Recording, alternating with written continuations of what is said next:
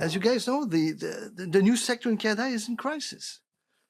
And this contributes to the heightened public mistrust and the rise of harmful disinformation in our society.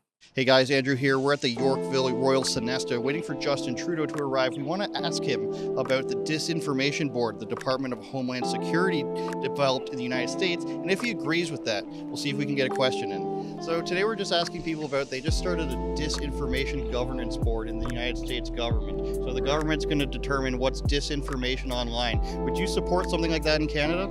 It's scary. I understand what they're doing, but it's scary to give them the power to do that.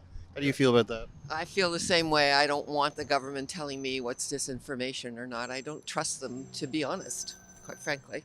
A disinformation board? Is that out of, 1984 or perhaps Animal Farm?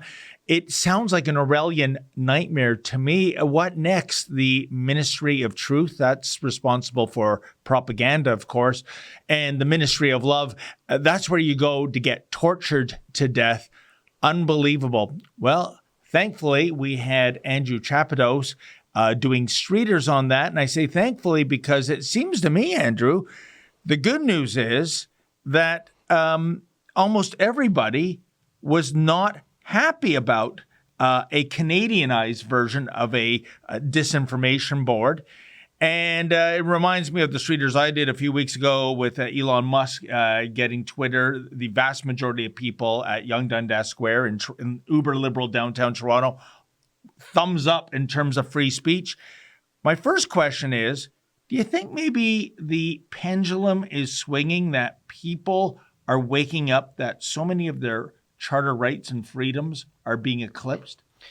I think in a less broad sense, people are waking up to the fact that they don't want to be told what they can listen to or watch, because then it seems that something nefarious is going on. As soon as I tell you, you can't watch that, then obviously you're automatically going to say, I want to watch that. If you're talking to a kid, they can't watch South Park or something, the kid's going to wonder, why can't I? What's on that? What am I missing here? So the way people are sort of told that they can't talk about certain things online, when there are plenty of other websites that exist where you can talk online, for example. And as you know, 10 years ago maybe, it was a much broader option to find a place where you could say anything you wanted. I think people are starting to realize that there are ways that both sides can censor people. And if you've got Elon Musk in charge and you're starting to think about what if he likes Trump or something like that, or he supports other things, what's going to happen to me? And now they're starting to see the shoe on the other foot. And that's why I think people are starting to notice that it's not a good idea to be able to tell people what they can say. Because there's probably a lot of people who have disagreed with stuff like whether it's women or men and women's sports,